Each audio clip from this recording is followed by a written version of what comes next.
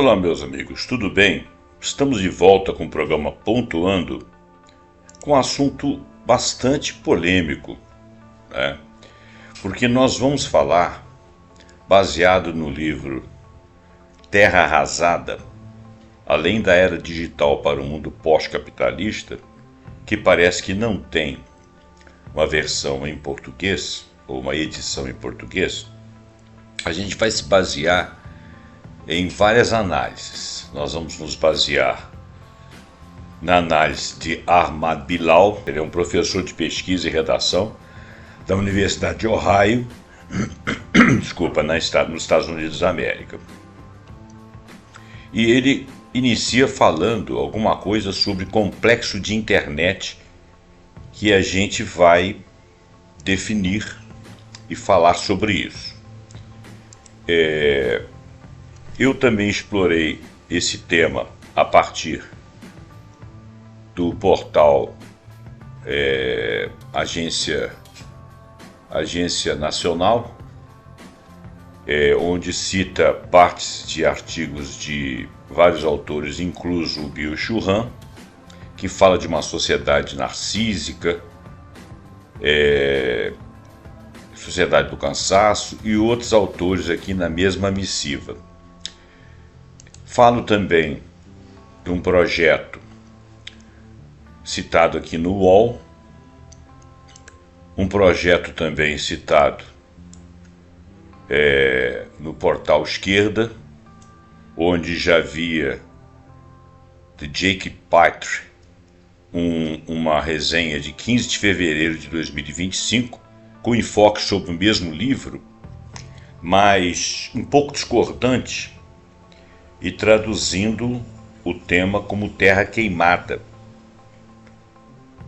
E dessa forma veio uma tradução aqui no Brasil, mas como Terra Queimada. O livro é editado pela Portugal Editora, pela editora Antígona, mantém atual face aos mais recentes desenvolvimentos da indústria tecnológica, e nesse mesmo artigo, uma visão de Jacobin Brasil, em que um outro autor, que não está sendo citado aqui, faz uma incursão também, mas foi traduzida no Jacobin por Daniel Moura Borges. Muito bem, são 3 visões diferentes, e eu aproveitei e fiz uma consulta ao DeepSeek, o que seria o complexo didaticamente, o complexo de internet. Muito bem. O livro chama-se Scorched Earth, Beyond the Digital Age to a Post-Capitalism World, que se traduziria como Terra Arrasada, além da era digital, para um mundo pós-capitalista. Então, com esse título, nós não temos uma versão em português, mas com o título Terra Queimada, nós temos uma capa, inclusive uma versão em português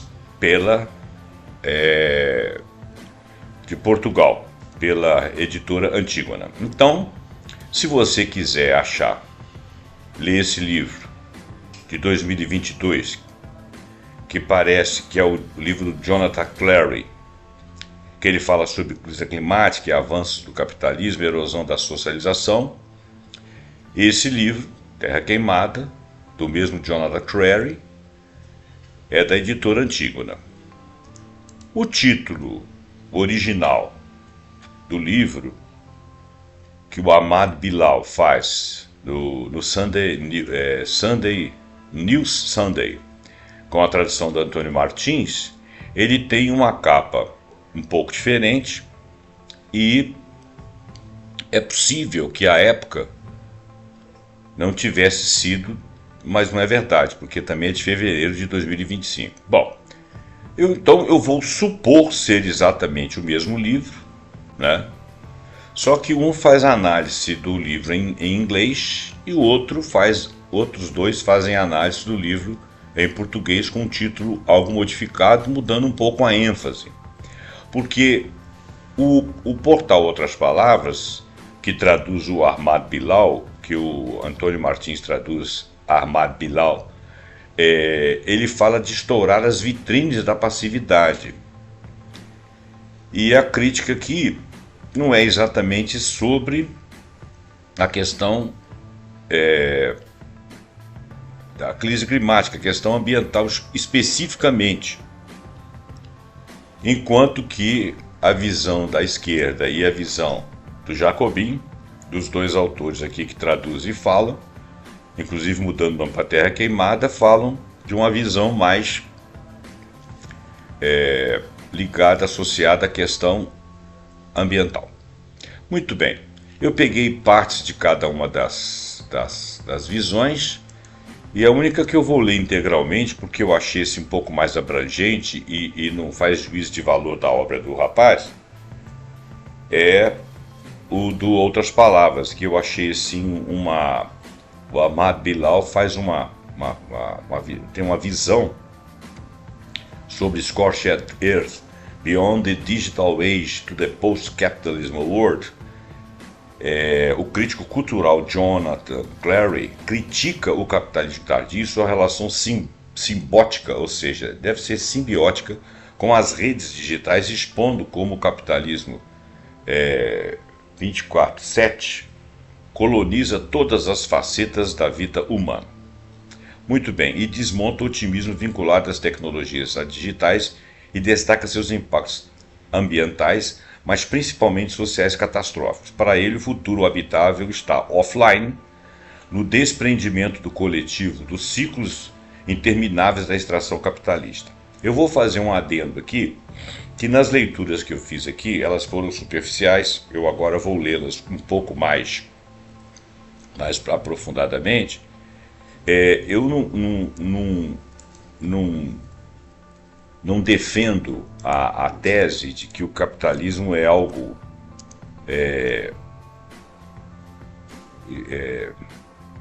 especificamente... Desculpa, eu parei aqui porque esse 24/7 é o primeiro livro da coleção Exit. O livro faz um panorama vertiginoso de um mundo cuja lógica não se prende mais a limites de tempo e espaço, funcionando ininterruptamente sob uma lógica para a qual o próprio ser humano é um empecilho. Então, o 24/7 faz uma crítica ao modelo contemporâneo de estilo de vida cada vez mais acelerado, tanto para o consumo desenfreado quanto para a busca de prazer constante. 24/7 então significa o seguinte: 24 horas por dia, 7 dias da semana, tá? Se ele quisesse ser um pouco mais longo, ele poderia dizer 24/7/365, ou seja, 24 horas por dia, 7 dias por semana, 365 dias por ano. Então esse que é o significado do chamado aí da análise do 24/7. Muito bem, /7. Agora vamos voltar aqui ao que eu estava falando. Eu acho que o nosso problema do capitalismo é aproveitar essa condição de produtivismo de nossa sociedade, de avanços tecnológicos, e avançar sobre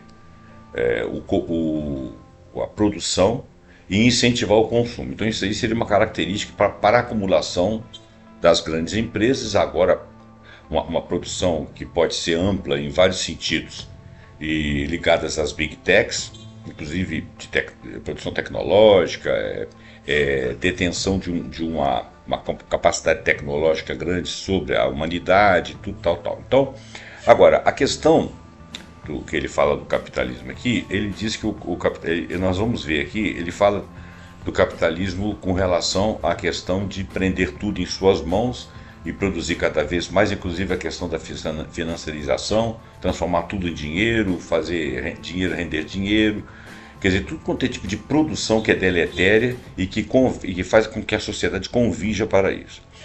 Eu não sei se esse é um problema específico do capitalismo, eu não posso garantir isso.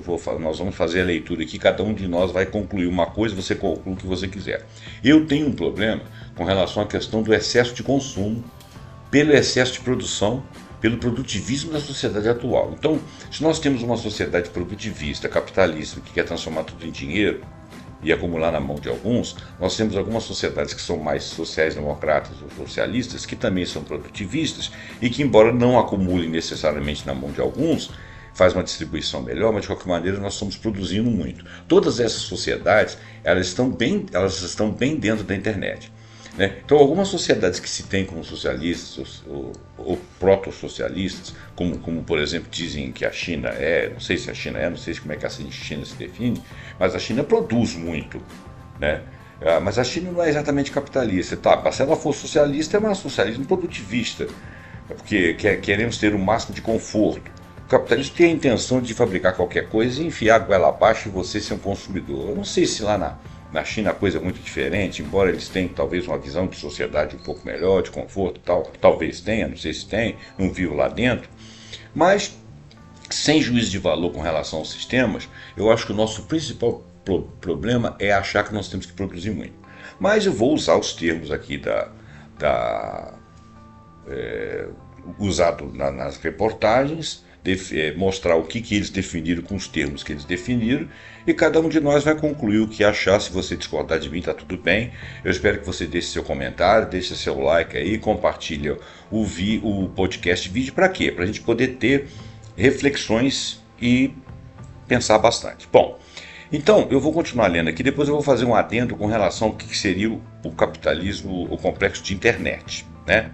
Mas antes de qualquer coisa, eu vou ler um termo aqui de neurociências que diz o seguinte: a neurociência atual identificou em nós uma série de modos de processamento de informação que faz com que a nossa percepção do mundo dependa da nossa percepção do mundo,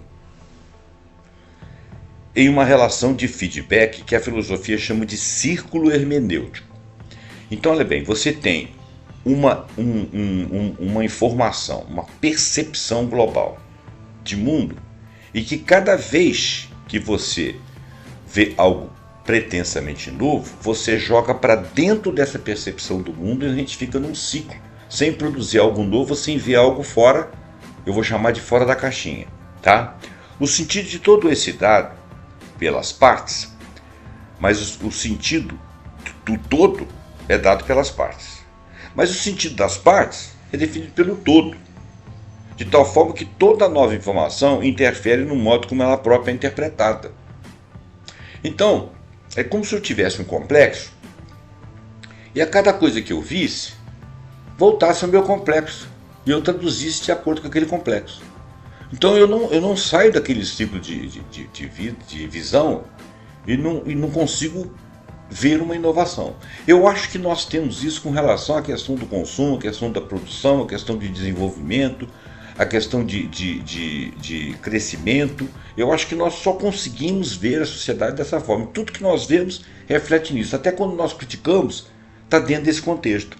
Então não existe um lugar neutro de observação e, portanto, não existe um conhecimento objetivo dos fatos. A gente não consegue ver o fato, a realidade, porque nós estamos contaminados pela nossa percepção de mundo, que sempre reforça as análises que nós fazemos do mundo. É como se a parte fosse sempre a parte de um todo que eu consigo sempre raciocinar apenas sobre ele.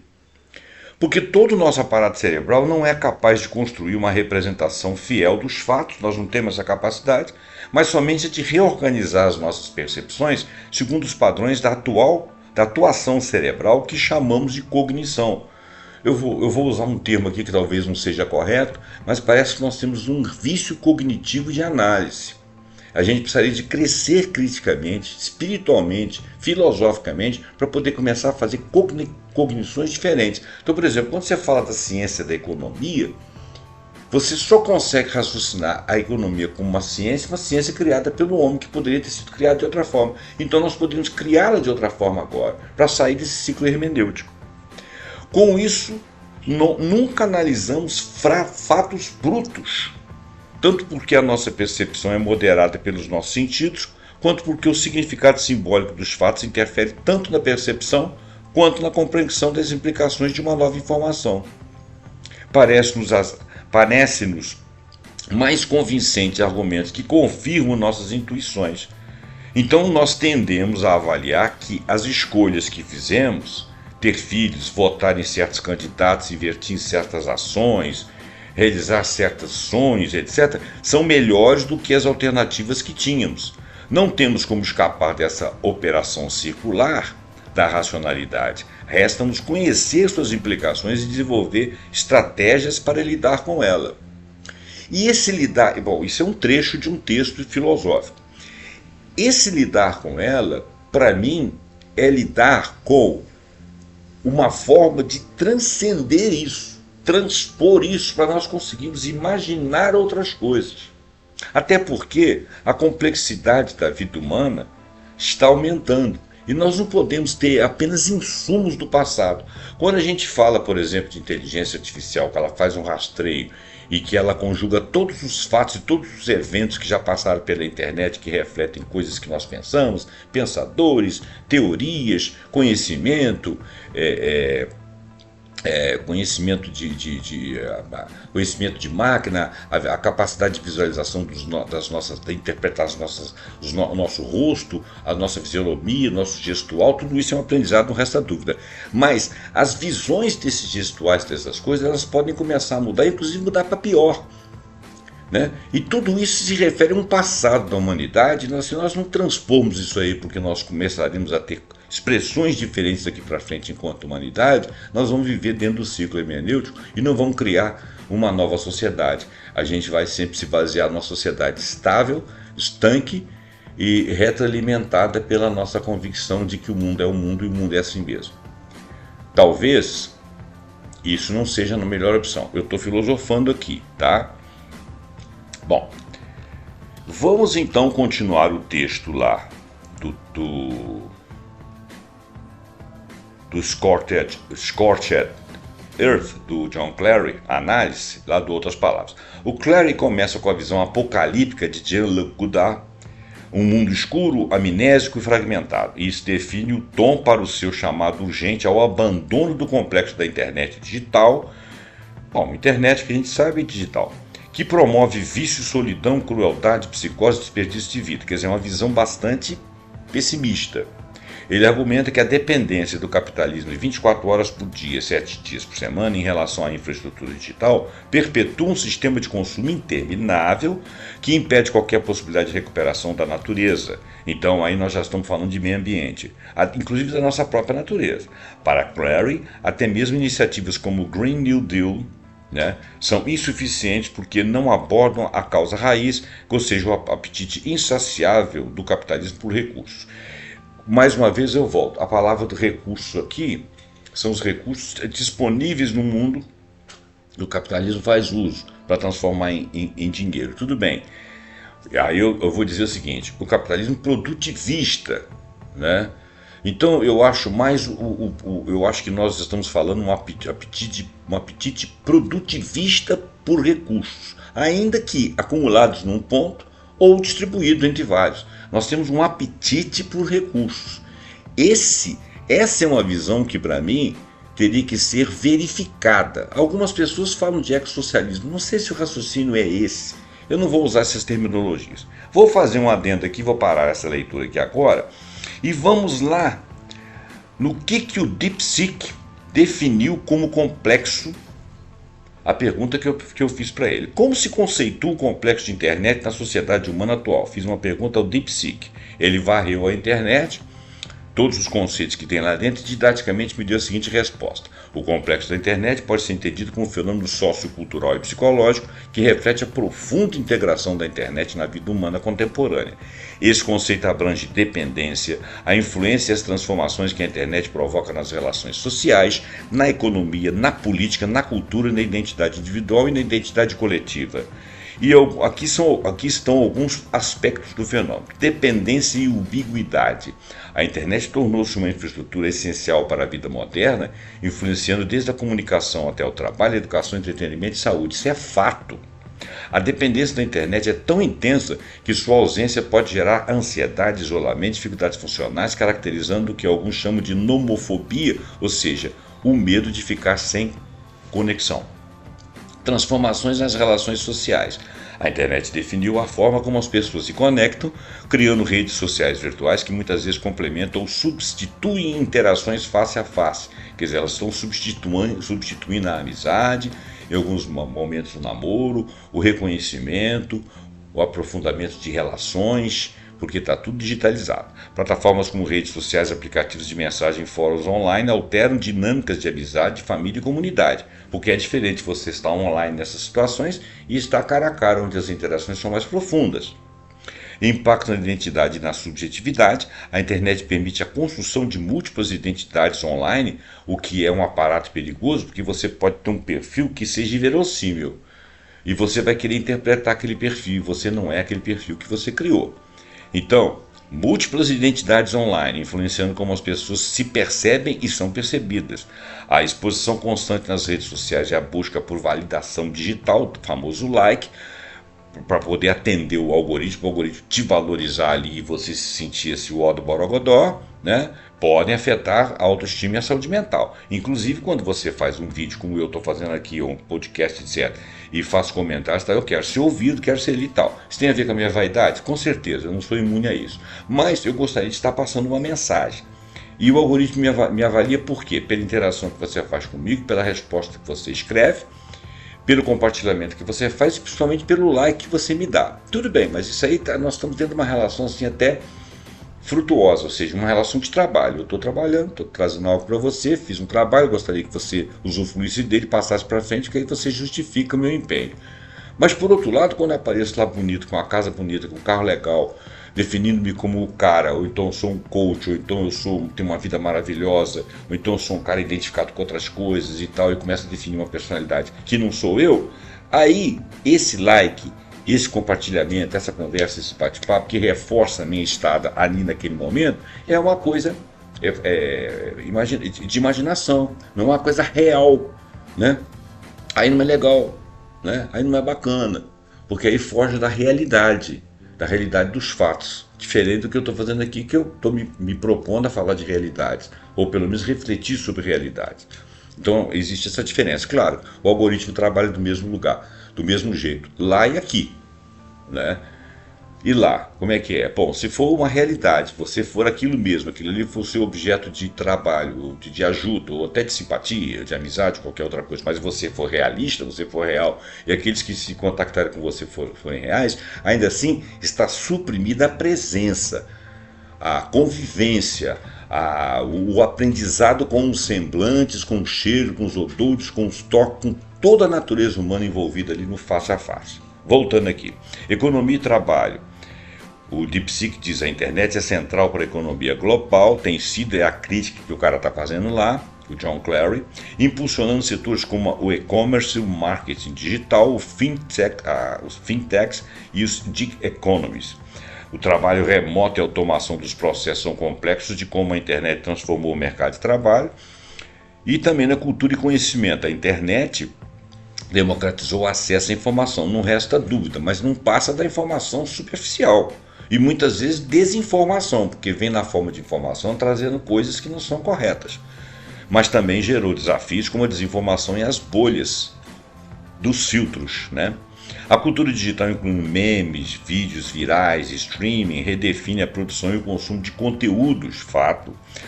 Inclusive democratizou, trouxe músicas antigas, cultura antiga, livros inteiros, não resta dúvida. Agora, na política e no poder, a internet é uma ferramenta poderosa para a mobilização política, é verdade, para o ativismo político, a participação cidadã, de certa forma, mas também é usada para manipulação, vigilância e controle, isso também é fato. Quando você está sendo observado nos seus gostos, seus costumes, seu modo de ser, é porque alguém quer te vender alguma coisa ou usar aquela informação para outras coisas. Então você está no sistema de vigilância e controle, né? Você não foge daquilo que alguns querem que você esteja. Os detentores de poder, sejam eles quem forem. Fenômenos como fake news, polarização, hacking político ilustram o impacto da internet na esfera pública. Quais são os desafios éticos e sociais ditos pelo DeepSeek? Didaticamente, questões como privacidade, segurança cibernética, direitos autorais e desigualdade digital são centrais do debate sobre o papel da internet na sociedade. Fato, a ética do uso de dados e a regulação das grandes empresas de tecnologia são temas urgentes. Em resumo, o complexo de internet é um conceito amplo que captura a multidimensionalidade da internet como força transformadora da sociedade humana. Ela reflete tantas oportunidades quanto os desafios que surgem com a hiperconectividade, destacando a necessidade de reflexão crítica e adaptação contínua às mudanças tecnológicas. Gente, é impressionante como que uma inteligência artificial pode dar uma resposta como essa. Eu vou dizer para você que a resposta do DeepSeek é a melhor das respostas das inteligências artificiais, que apareceu aqui é da Gemini, que falou em termos técnicos, explicando como é que era a internet, eu não gostei, e uma outra aí que eu agora até esqueci. Bom, então vamos continuar. Voltando ao texto do Ahmad Bilal, eu sempre esqueço o nome das pessoas. Voltando ao texto, lá de outras palavras. Alinhando-se às tradições do panfletarismo social, Crary critica a normalização da internet na vida cotidiana. Baseando-se em Alain Badiou, enfatiza a necessidade de uma política emancipatória para imaginar um futuro desvinculado do capitalismo digital. Talvez essa seja realmente uma forma de sair daquela caixinha que nós estamos falando das neurociências, né? Então, quer dizer, ele está contribuindo com uma crítica. Ele não está necessariamente certo, ele está avaliando. Os defensores mais loquazes do status quo, ele afirma, são aqueles que se beneficiam do funcionamento ininterrupto do capitalismo, eu vou chamar de produtivismo, mas isso é uma opção minha, né? Que prospera com alienação e isolamento. Sim. Inclusive, quanto mais você estiver isolado, mais susceptível a ser envolvido você é. A solidão, ela te deixa muito vulnerável. Não que você a sinta necessariamente, né? Você pode estar só se comunicando ali na internet, tal, mas você está isolado. Clary examina o complexo da internet, como nós já definimos aqui no DeepSeek, e que o complexo da internet, como ele conseguiu erodir a memória coletiva, gerou desintegração social e fomentou a apatia. Eu acho que esse é o ponto principal na minha maneira de pensar. O produtivismo, a vontade de vender, a vontade de ganhar dinheiro, acumular, crescimento, vigilância, está gerando em nós uma apatia. Nós estamos na onda, as pessoas não estão raciocinando fora das bolhas ou dos conceitos que são colocados digitalmente. Então nós não temos nada do lado de fora. Eu estou imaginando que nosso mundo agora está dentro da internet, da web. Ao se tornarem administradores autônomos de suas vidas, os indivíduos internalizam uma apatia narcisista. Eu vou dar uma olhada nisso aqui também, que os desconecta com laços comunitários significativos. Essa transformação, ele argumenta, não é meramente tecnológica, mas ela é sistêmica, pois as redes digitais facilitam a dominação do capitalismo sobre todas as esferas da existência. Então, quer dizer, os sistemas estão interligados. Vamos parar o texto de novo e vamos aqui na visão. Eu vou ler algumas partes aqui, né? Que está aqui dentro do GovBR, portal da UFC, Observatório de Políticas Públicas, e que o camarada faz aqui em 2018. Ele fez uma análise dos conhecimentos aqui da filosofia de Byung-Chul Han e chegou a algumas coisas aqui. Então ele diz o seguinte: a sociedade do século XXI não é mais uma sociedade disciplinar. Ela é uma sociedade de desempenho. Sim, nós passamos daquela hierarquia que um mandava no outro, introjetamos o senhor e nós mesmos somos os senhores, nós mesmos somos escravos. Tudo bem, somos a sociedade do desempenho, que apareceu lá na sociedade do cansaço. Essa visão é a visão do Byung-Chul Han. Muito bem. A visão do George Orwell. Em 1984, o 1984 orwelliano, ou seja, de George Orwell, a sociedade era consciente que estava sendo dominada. Hoje não temos nem essa consciência de dominação. Eu não sei se o George Orwell quis dizer que aquela sociedade lá do livro,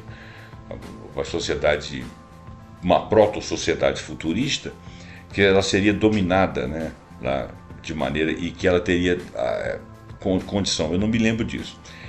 Mas de qualquer forma ele está afirmando isso.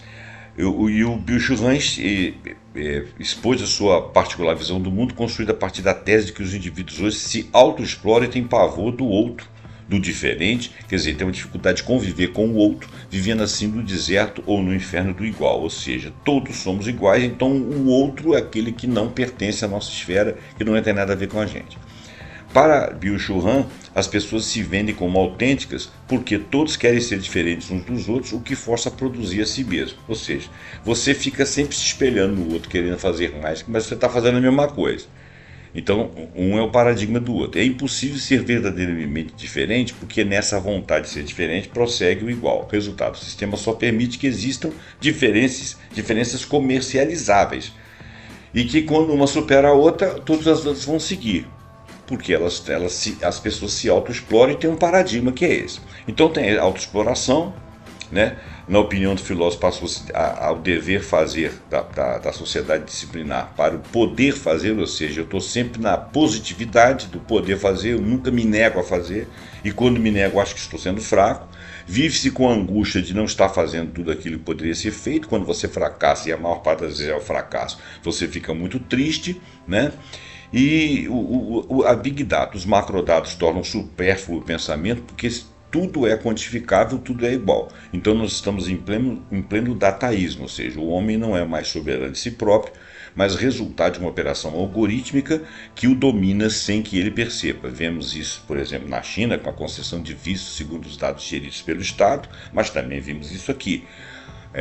Na técnica de reconhecimento facial que agora nós passamos a ter aqui também, a revolta implicaria em deixar de compartilhar dados ou sair das redes sociais. Mas nós fazemos isso? É isso mesmo?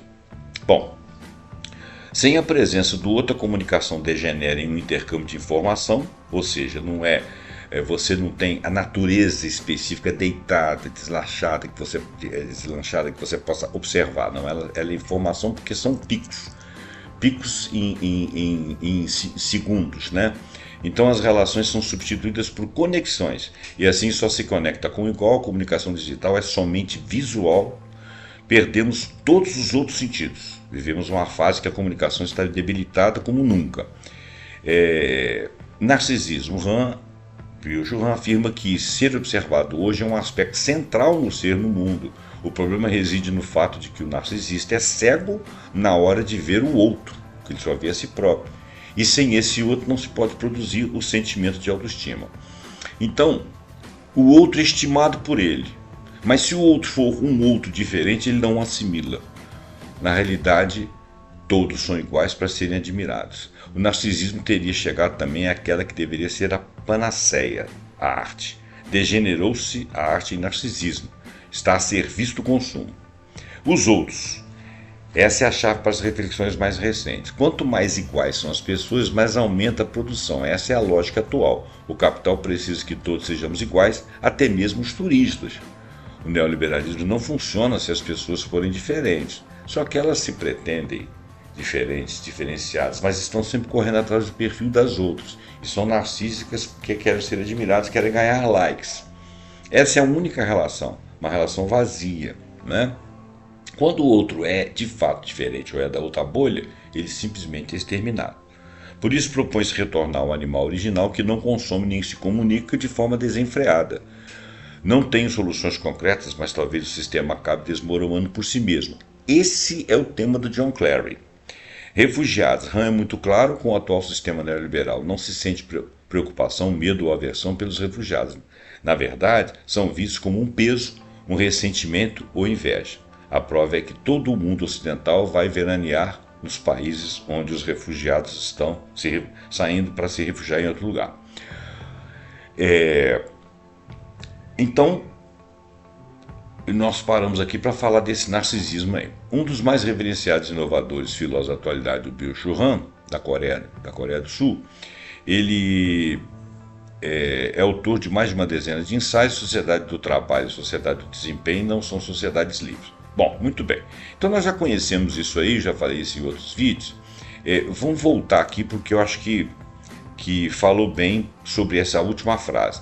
Essa transformação de argumento não é meramente tecnológica, mas é sistêmica, pois as redes digitais facilitam a dominação do capitalismo em todas as esferas da existência. Eu dei um panorama ali e falei um pouco do narcisismo. Bom, agora vamos continuar o texto aqui do Outras Palavras, do Mahmoud Bilal.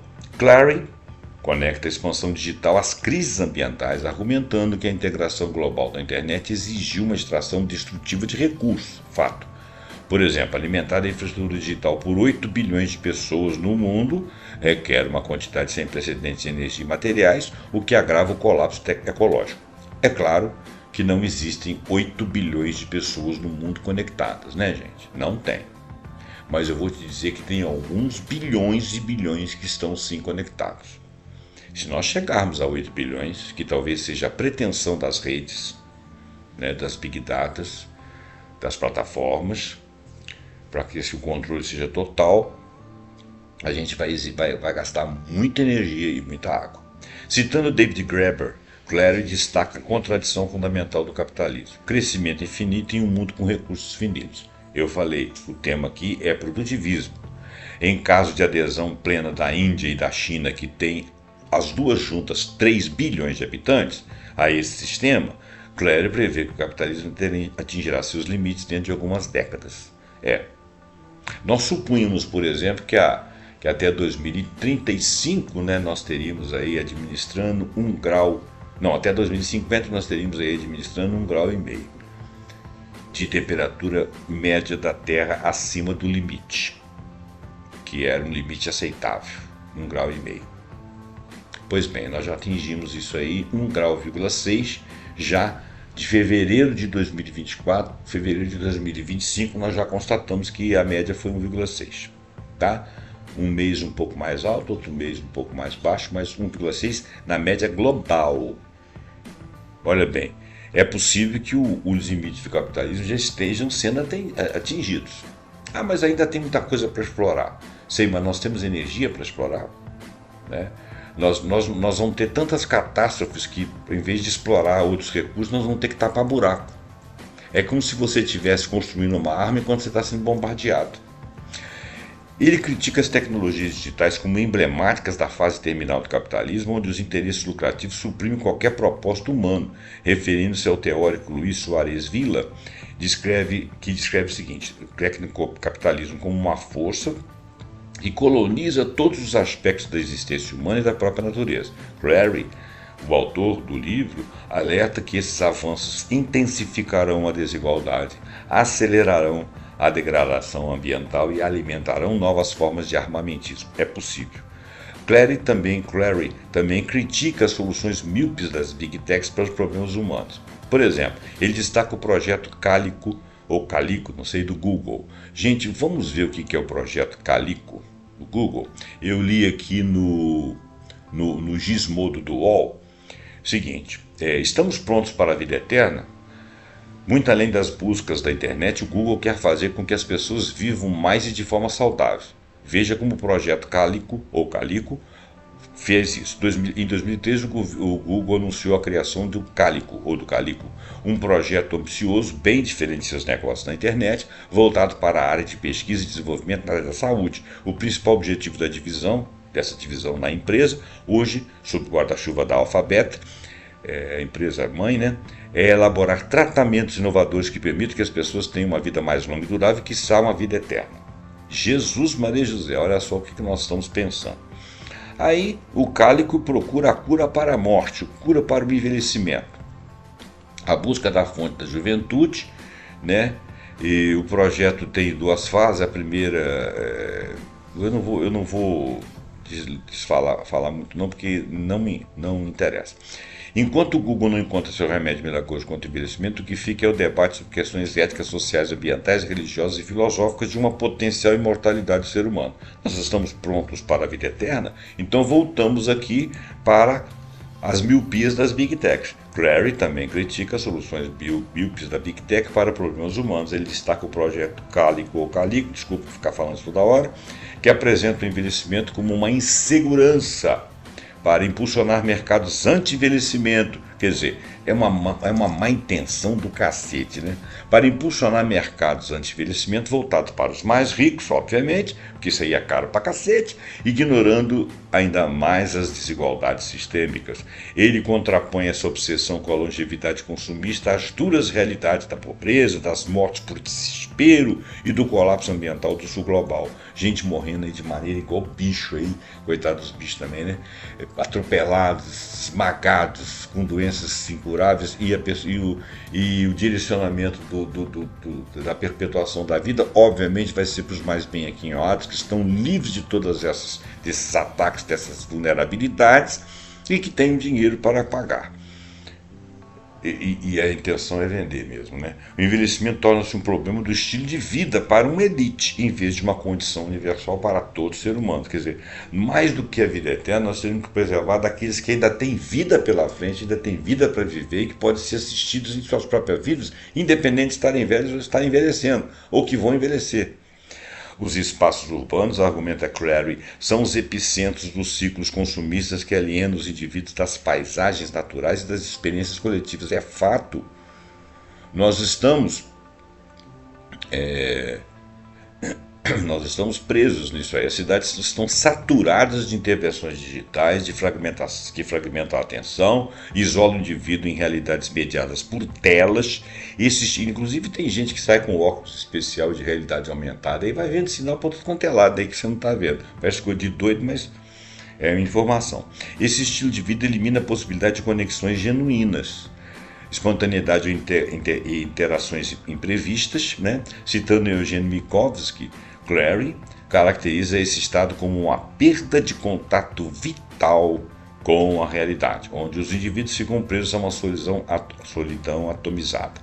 O complexo de internet, então, argumenta ele, remodelou as emoções humanas, os comportamentos sociais que se alinharem aos imperativos econômicos. O capitalismo de vigilância, exemplificando por escaneamento de retina, rastreamento biométrico, não é apenas invasivo, ele normaliza a desumanização ao reduzir os indivíduos a meros pontos de dados.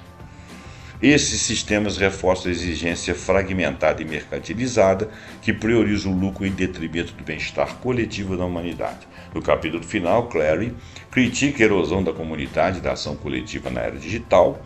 Ele lamenta a substituição da interação física pela mediação digital, que enfraquece o amor, a amizade e a compaixão. Citando Herbert Marcuse, ele enfatiza como os sistemas digitais alinham os desejos humanos às estruturas de dominação, perpetuando a passividade e a conformidade. Eu acho que o principal dessa reportagem aqui, as palavras são complexo de internet, produtivismo ou capitalismo tardio, perpetuar passividade, perpetuar conformidade. Então a gente esbarra lá nas teorias do Bill Juran.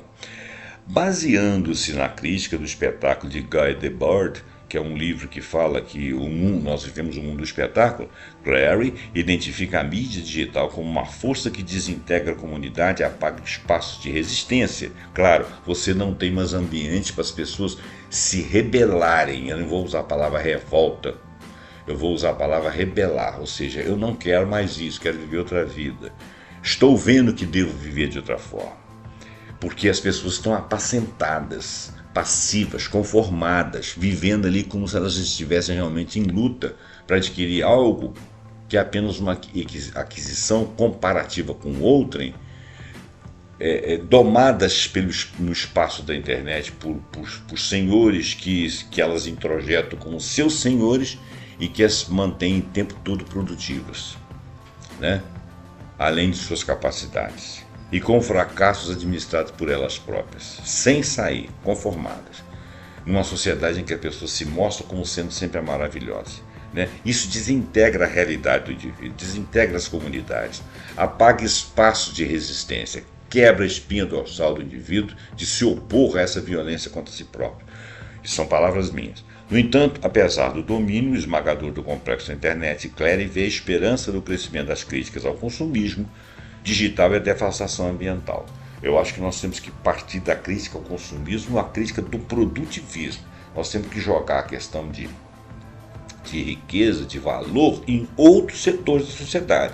começar a raciocinar fora da caixinha, usar os conhecimentos da neurociência para ver um outro processo natural de existência sem ficar no círculo hermenêutico, ou seja, voltando sempre a achar que aquilo ali é que é a solução, ou que tudo que acontece está dentro daquele espectro. Ele argumenta que esses discursos são fundamentais para imaginar um mundo pós-capitalista, pós-produtivista, diria eu, onde a solidariedade e a ação coletiva possam combater o domínio destrutivo do capitalismo, né? Scorched Earth é uma crítica contundente ao entrelaçamento da era digital com o capitalismo. Clary desafia a crença amplamente difundida no potencial democrático da internet, expondo seus custos ambientais e sociais. Ele desafia a crença difundida de que existe um potencial democrático na internet. Existe, mas a maioria não sabe usar. Eu diria 99,9% não sabe usar e fica submisso. Seu trabalho de Clary funciona tanto como um alerta quanto como um chamado à ação, instando os leitores a repensar a relação entre tecnologia, sociedade e meio ambiente, inclusive o meio ambiente de convivência, não apenas o meio ambiente do meio especificamente no ecossistema, né?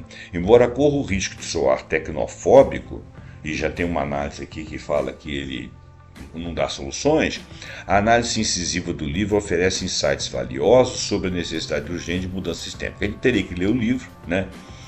Parece que existe um livro que chama Terra Queimada na tradução portuguesa, de Portugal. Eu confesso que por ver capas diferentes aqui eu fiquei sem ter certeza que era a mesma coisa, mas como o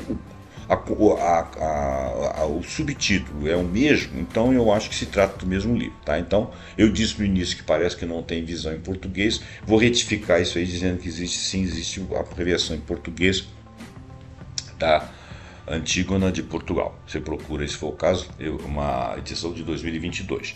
E agora, em fevereiro de 2020, tem 3 periódicos aqui, ou até 4 periódicos aqui, que resolveram fazer uma visão sobre o livro. Não chegam a ser resenhas, mas visão sobre o livro. Bom, a visão de Clary para um futuro pós-capitalista, na qual o bem-estar coletivo tem prioridade sobre o isolamento digital, é provocativa, mas é oportuna.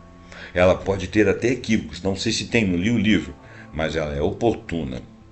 Apesar de ser tão polêmico, Scorched Earth nos obriga a enfrentar as ameaças existenciais colocadas pelo capitalismo digital e imaginar um mundo além desse domínio sufocante.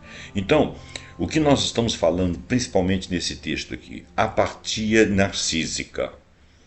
Capitalismo financeirizado, capitalismo tardio, captura da riqueza, desintegração social, dissolução de democracias, empresariando a si próprio, memória coletiva perdida, políticas emancipatórias que não acontecem, redes sociais além das redes naturais de conhecimento, rentismo, ou seja, aplicações financeiras, viver de renda, subjetividade conquistada, né? Sujeito de ação privada, ação neoliberal, capitalismo, tecnocapitalismo, tecnofeudalismo. Muito bem, então voltamos a um tema recorrente aí. Muito bem, agora a gente vai fazer aqui uma finalização disso e ele chama esse texto que vem do Esquerda e do Jacobin, com 2 análises de 2 autores, ele usa a palavra terra queimada, destrói tudo que permite que grupos e comunidades procurem modos de subsistência autossuficiente, de autogoverno e de apoio mútuo. O complexo de internet é o principal meio pelo qual isso é alcançado, em grande parte, diz ele, neutralizando as energias insurgentes da juventude. Então é bom enfatizar esse tema que foi a análise desse autor. E impedindo que a juventude experimente, se conheça e venha a se conhecer a si própria. Sim, porque esse pessoal que nasceu na era digital, né, a geração Z aí, ela está sendo apatizada, anomizada, e talvez isso esteja refletindo em todas as suas relações sociais, inclusive da análise que eu fiz da sexualidade deles no último vídeo, até mesmo na questão do erotismo da sua sexualidade. Inclusive importando padrões ali que as pessoas não se definem sexualmente, talvez porque elas fiquem confusas com o que leem ou com o que sentem também. Esta é a seção mais atraente do livro. Clary descreve como a vida online regula o que é permitido sonhar, e que as empresas de tecnologia em particular se tornaram efetivamente os futurologistas oficiais de nosso tempo. A nossa indiferença e aceitação, ou seja, a nossa apatia generalizada dessa realidade define a crise atual. Nessa perspectiva, não importa se as visões que nos são oferecidas e vendidas sobre inteligência artificial, robótica, internet das coisas e outras coisas realmente se concretizarem, ou vir a se concretizar, porque o objetivo é desmoralizar, despojar-nos do pensamento e da vontade, esmagar nossa esperança, ou seja, aquilo que espera-se do futuro, como se esperaria da morte. Muito bem. Então, esses textos aqui se referem a isso que nós estamos lendo, né? E eu achei muito oportuna essas leituras, né? O Scorched Earth, Beyond the Digital Age to a Post-Capitalism World é traduzido aqui pelo Google Tradutor como Terra Arrasada, além da Era Digital para um Mundo Pós-Capitalista, né? O Jake Adam Patry é um PhD do Departamento de Imagem e Estudos da Universidade de Montreal. Bom, gente, então eu vou finalizar o vídeo agradecendo a sua atenção. Eu fiz aí digressões de várias formas, eu trouxe o texto mais para coisas que eu queria dizer, me apoiando em 3, 4 autores aí, talvez até 5, e espero que você tenha gostado. Deixe a sua crítica, deixe o seu comentário, concordando, discordando, desde que seja de forma educada. Se você já leu o livro, você vai contribuir conosco, mas de qualquer forma deixe o seu like, né? Compartilhe esse vídeo e até o próximo programa Pontuando, né? Com algum assunto que nós acharmos muito interessante. E aperta o sininho aí para você receber informação de quando nós estivermos com outro programa, tá bom? Até o próximo programa, muito obrigado e até lá. Tchau.